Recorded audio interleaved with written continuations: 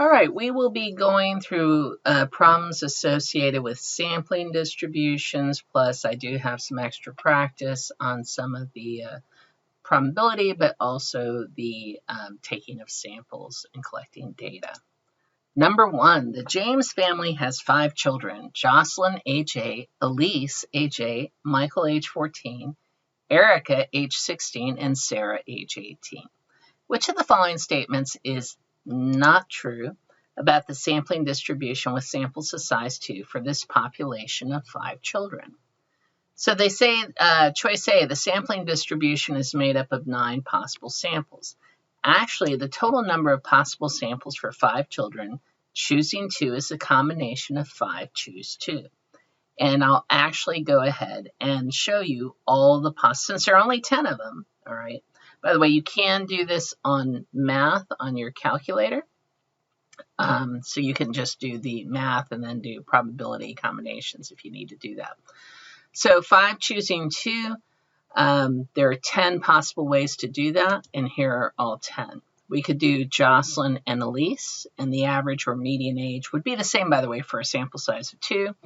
And it would be 8 for Jocelyn and Michael, 11, Jocelyn and Erica, 12. So you can see I'm doing Jocelyn with all the siblings. And then I do Elise with everyone but Jocelyn, because we've already done Elise and Jocelyn. And then I do Michael with everyone but Elise and Jocelyn. And then we have Erica left, and we do her with Sarah, and Sarah's already been combined with everyone. So there are all 10 combinations that I can choose. And these are the average or median ages for those different combinations. So I went ahead and put these in Statlet to get a nice dot plot and calculated the summary statistics. And you can see that the mean is 12.8 years. So the mean, D is true. The median is 12.5 years. And the maximum average is 17. So the only one that is not true is 9 possible samples. There are actually 10 different ways to do that. Number 2, for the sampling distribution for the James's family, is the mean of the sampling distribution an unbiased estimator of the population mean? Why or why not? So we're going to calculate summary statistics for both the population of 5 kids and the 10 possible samples of 2 kids, right? So I put both of these in the data. Here's the population. Here is the sampling distribution I just showed you on the previous problem. And how do the means compare? They're exactly the same. So that means that the mean is an unbiased estimator. All right, means tend to be unbiased estimators, by the way. Medians, you can see the median is not the same. So the median would actually be a biased estimator. It seems to be going kind of low compared to the rest of the population. All right. So yes, because the mean of the sampling distribution is the same as the mean of the population, we can say the mean is an unbiased estimator. Number 3, suppose we had taken samples of size 3 instead of size 2. Would the variability of the sampling distribution be larger, smaller, or about the same, and why? Okay, well, I'm going to go ahead and do all the different ways. I can choose 3 out of 5. And guess what? It's the same number. There are 10. So let me show you. I can go Jocelyn, Elise, and Michael. Jocelyn, Elise, and Erica. Jocelyn, Elise, and Sarah. And then now I'm going to skip Elise. Jocelyn, Michael, and Erica. Jocelyn, Michael, and Sarah. And then finally, I'm going to skip Michael and just go Jocelyn, Erica, and Sarah. So those are all the Jocelyn combos. Then I can go back to Elise. Now we're ignoring Jocelyn. And we have Elise, Michael, and Erica. Elise, Michael, and Sarah. And then skip Michael, Elise, Erica, and Sarah. And finally, that leaves just 3 people left: Michael, Erica, and Sarah. So, oh, that's supposed to say approximately right there, not exclamation part. So anyways, here are the averages. So I'm using the average, not the median, by the way, even though that says median, for each of these combos, all right? And what I'm going to do is go ahead and put in the original population, which is the size of n equals 1, sampling size of n equals 2, and sampling size of n equals 3 in Statlet. and here are the 3 dot plots. So there's the original population, there's a sample size of 2, and here's a sample size of 3. And you can see that the standard deviation gets smaller and smaller the larger the sample size is. By the way, when you do population, that's just a sample size of 1. We're just putting every individual up there. And you can see here, the minimum, the range is shrinking as well. Well, it makes sense because if I do the mean, we have 2 kids that have that are 8, right? So if I average 2, I can still have 8. But if I'm averaging 3, I can pick the smallest my average can be is the 2 8-year-olds plus the 14-year-olds. So this starts shrinking and shrinking the larger my population size gets. So my final answer is C. It would be smaller because the variability decreases when the sample size increases. This is a general rule, all right? The standard deviation is always slightly smaller as n increases. Number 4, given that the median is 270 and the interquartile range is 20, which of the following statements is true? So we're pretty sure A is true. 50% of the data are greater than or equal to 270. So can I come up for counterexamples for the others, all right? So let's start with B. Now I'm rating this as the middle 50% of data are between 260 and 280. I could play with these data points and still get, if they said any 50%, but basically I'm going off of Q1 and Q3. So here you can see I was able to reach down to 250 for the middle 50% of data. Here I was able to reach to 290. So the median only tells me that the middle 2 points, wherever they are, let's see, we've got 12 data points. So here in this set, between the 6th and 7th data point, as long as those 2 average out to 270, and as long as I make sure that the IQR, that Q1 and Q3 are within 20, which I have in both of these cases by sliding it down, then it does work. So as you can see, I can still have, so the middle 50% is not between 260 and 280. We can actually make it different. So that's a counterexample for B. For C, 75% of the data are less than 280. So you can see here I have a Q3 of 290. So 75% of the data are actually less than 290. Here I have a Q3 of 270. So I've been able to create a Q3 that is different than 280. And then I said the mean is going to be between 250 and 290. As you can see here, by adding these really low points, I was actually able to create a mean of under 240. So D is not true. And the standard deviations are definitely different. I don't know how they would get approximately 13.5. Here I got a standard deviation as high as 65. Here it's only 11.6. So the correct answer is A. That is the definition of a median. Number 5, a mortgage company advertises that 85% of applications are approved. In a random sample of 30 applications, what is the expected number that will be turned down? So I'm going to make my life a little bit easier and redo this binomial distribution. It is binomial, right? Because we are saying, oh, each application has an 85% chance of being approved. And so we're roughly the same, right? And then we have a random sample of 30. So we have a fixed number that we're trying. N is 30. But instead of using P equals 0.85, I'm using P equals 0.15. Why? Because I said, what is the expected number that will be turned down? See right here? So I said, well, let me just use the probability of something being turned down. And that makes life a little easier. And expected, if you look on your math chart, there's the formula for expected number, right? You just take the sample size times P, and your answer is B. Number 6, in which of the following histograms is the mean less than the median? The mean is less than the median when the distribution is skewed left. And there's only one distribution that's skewed left. That is distribution C, right there. Number 7, suppose a study finds that the correlation coefficient relating family income to SAT scores is R equals +1. Which of the following are proper conclusions? 1, poverty causes low SAT scores. 2, wealth causes high SAT scores. 3, there's a very strong association between family income and SAT scores. Strong correlation only determines association. If you want to say cause, you better have an experiment. So 1 is false, 2 is false, 3 is true. So 3 only is the correct answer for number 7. Number 8.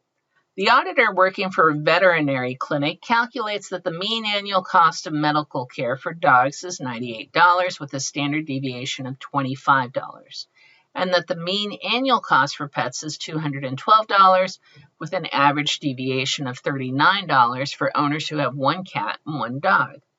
Assuming expenses for dogs and cats are independent for those owning both a dog and a cat, what is the mean annual cost of medical care for cats and what is the standard deviation?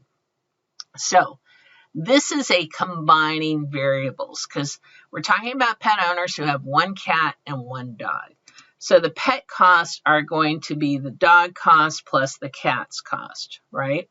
So expected value for pets cost, total pet cost, is the expected value for dog cost plus the expected value for cat cost. So we substitute in the 212 and the 98, and we get an expected value of $114 for the cost to have a cat. Now, so expected value behaves beautifully.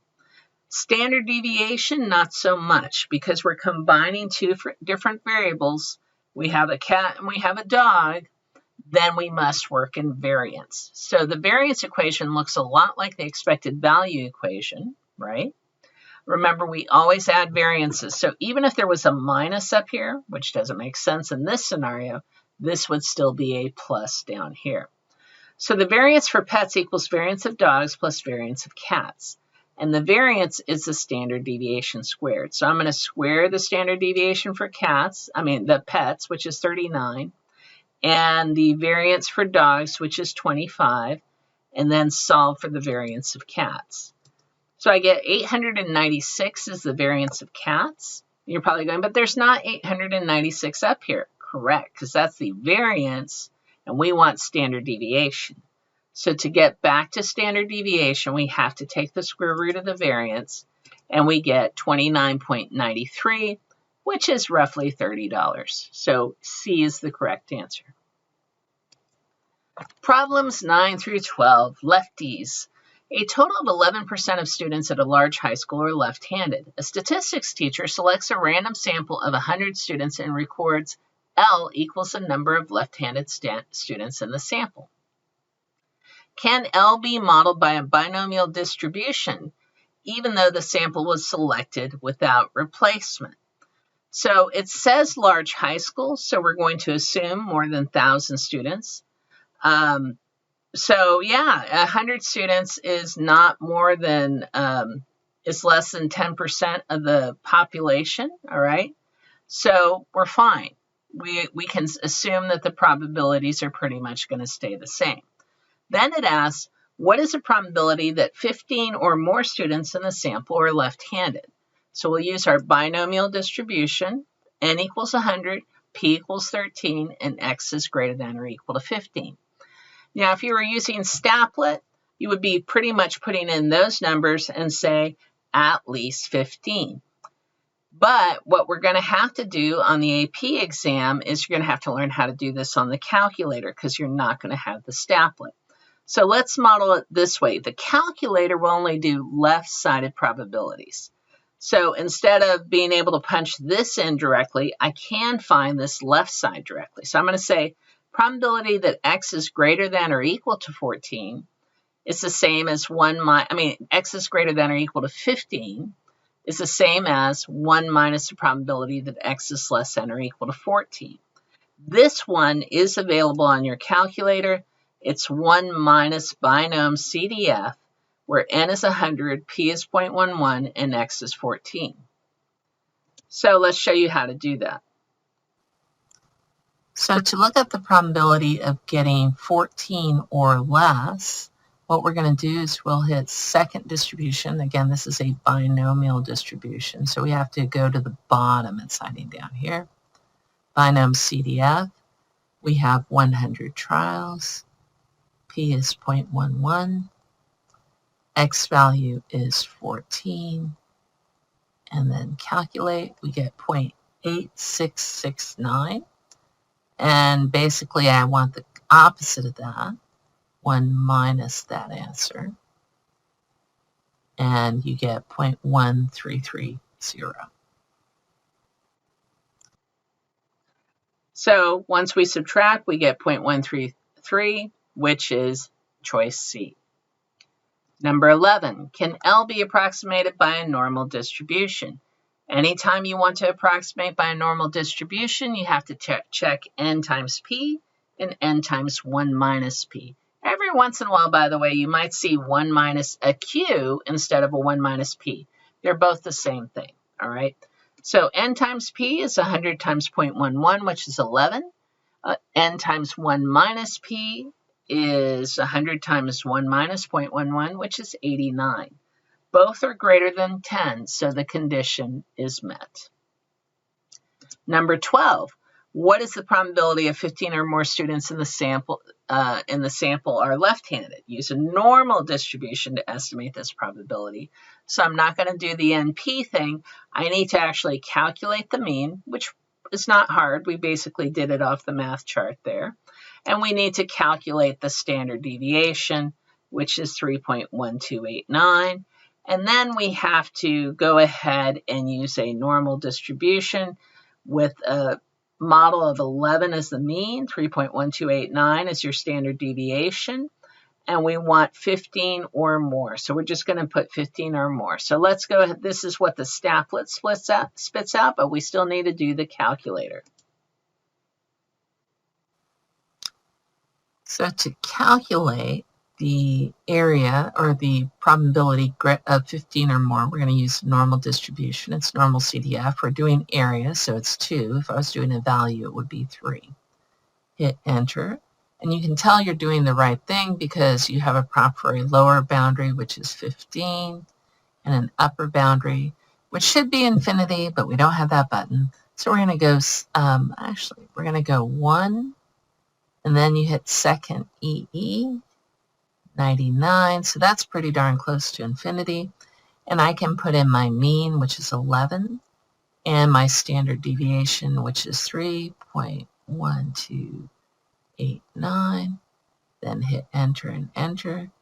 And you can see the value is 0.10055, which rounds to 0.1006. So we can see the answer here is B, 0.1006. Number 13, a fruitful experiment. A citrus farmer wants to know which of the 3 fertilizers, A, B, and C, is most effective for increasing the number of oranges on his trees. He is willing to use 30 mature trees of various sizes from his orchard in an experiment with a randomized block design. Which of the following is not a correct step regarding the randomized block design of this experiment?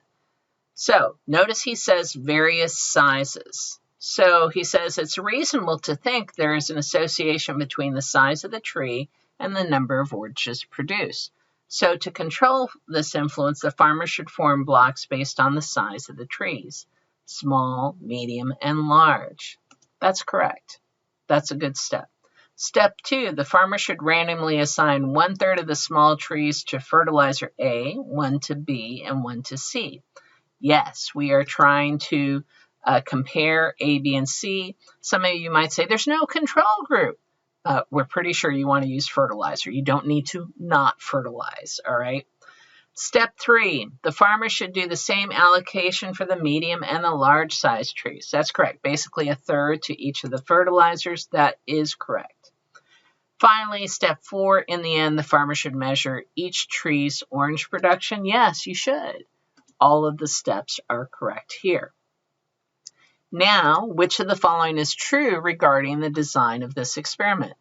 In a completely randomized design, the differences in tree size will actually increase not decrease the amount of variability. Because what that would mean in this scenario is I'm putting all 30 trees in the hat, and I'm just pulling a third of them randomly, giving them A, a third of them randomly giving them B, and a third of them randomly giving them C. And it's going to just be harder to see the differences in the effectiveness of the treatment.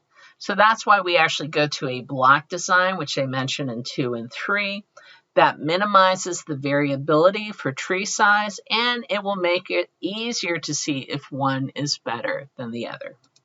So actually, this should be A, B, C, D, E. So E is the correct answer. I don't know why I did. I kind of know why I did that. Number 15, populations P1 and P2 are normally distributed and have identical means. However, the standard deviation of P1 is twice the standard deviation of P2. What can be said about the percentage of observations falling within 2 standard deviations of the mean for each population? Well, I'm going to make up a scenario where this is true, okay? I'm going to have one population has a mean of 100 and a standard deviation of 15. The second population has a mean of 100 and a standard deviation that's twice as big, 30. So I'm going to find out how much of the population falls within 2 standard deviations. So for the first population, you can see here it is modeled N with 115. And you go 2 standard deviations down from the mean up to 2 standard deviations up from the mean is 0.9545. Now let's go with the one with the larger variation. Well, you'll notice it's still going marked 2 down here. It's just the numbers are different because the spread is different. But even though the spread is different, you're still 2 standard deviations down from the mean and 2 standard deviations up from the mean. If I were to look at the z-scores for both the lower values, the z-score would be -2 here and -2 here. The z-score on the higher end would be 2 here and 2 here. So on a standardized curve, you could see, oh, we're within 2 standard deviations of the mean. And maybe if you're still a little confused, remember the empirical rule. For the normal distribution, when you're within 2 standard deviations of the mean, that's about 95% of the data, regardless of what your mean and your standard deviation actually are. So the percentages are identical. Last one, do teenagers prefer sports drinks colored blue or green? 2 different colorings which have no effect on taste are used on the identical drink to result in a blue and a green beverage. Volunteer teenagers are randomly assigned to drink one or the other colored beverage, and the volunteers then rate the beverage on a 1 to 10 scale. Because of concern that sports interests may affect outcome, like your favorite team is blue, who knows, the volunteers are first blocked by whether or not they play on a high school team. Is blinding possible in this experiment? So blinding doesn't have anything to do with blocking, really. Blocking just means you're creating different experiments. Blinding means that either the subject or the administrators of the treatments cannot tell them apart. It's kind of hard not to be able to tell a blue drink apart from a green drink. So blinding is not possible because volunteers will know whether they are drinking a blue drink or a green drink.